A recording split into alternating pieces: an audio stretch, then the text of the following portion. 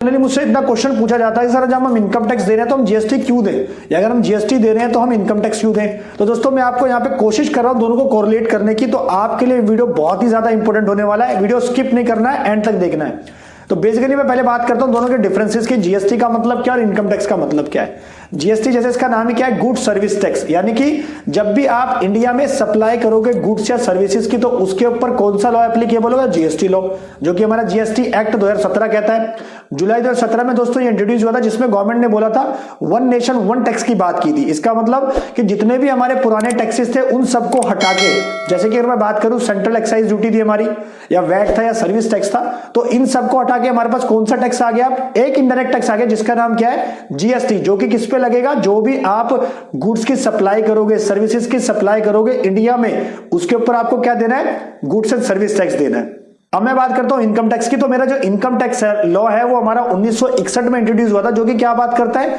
कि अगर आप कोई भी इनकम कमाते हो, किसी भी सोर्स से आप इनकम कमाते हो इंडिया में, तो उसके ऊपर आपको क्या देना है, इनकम टैक्स। अब दोस्तों हमारे यहाँ पे 5 हेड है जो मैं बात करता हूं इनकम के। पहला, अगर आपकी सैलरी से इनकम है तो इनकम टैक्स लगेगा। दूसरा, यार कोई आपका कैपिटल गेन के इनकम है, या तीसरा आपका हाउस प्रॉपर्टी से इनकम है, या फिर आपका चौथा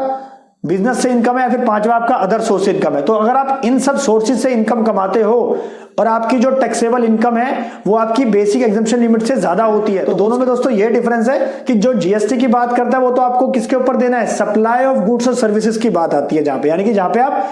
गुड्स में डील कर रहे हो, सर्विसेज में डील कर रहे हो, आप बिजनेस कर रहे हो। लेकिन जब मैं इनकम टैक्स की बात करता हूं तो इनकम आपको किसके ऊपर देना है, इनकम टैक्स जो आपकी नेट इनकम है उसके ऊपर, यानी कि जो आपको खर्चा काटने के बाद जो नेट इनकम बची, जो आपकी नेट आय बची। अगर दोस्तों मैं एग्जांपल के आपको समझाऊं, यहाँ पे मान लो मैंने 10 लाख का माल परचेज करा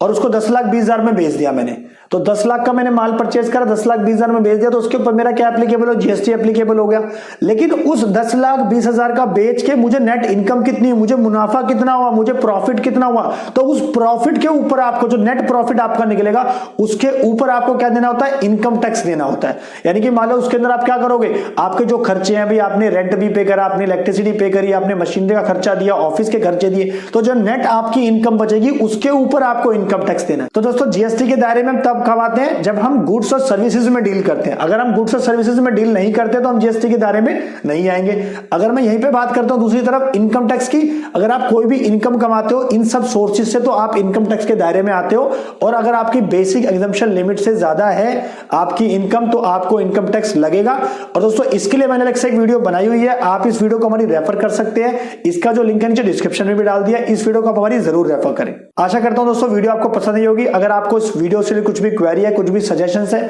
तो आप नीचे कमेंट बॉक्स में डाल सकते हैं। अगर आप चैनल पर नए हो तो हमारी वीडियोस को लाइक करें, शेयर करें, और दोस्तों नीचे लाल बटन है, चैनल को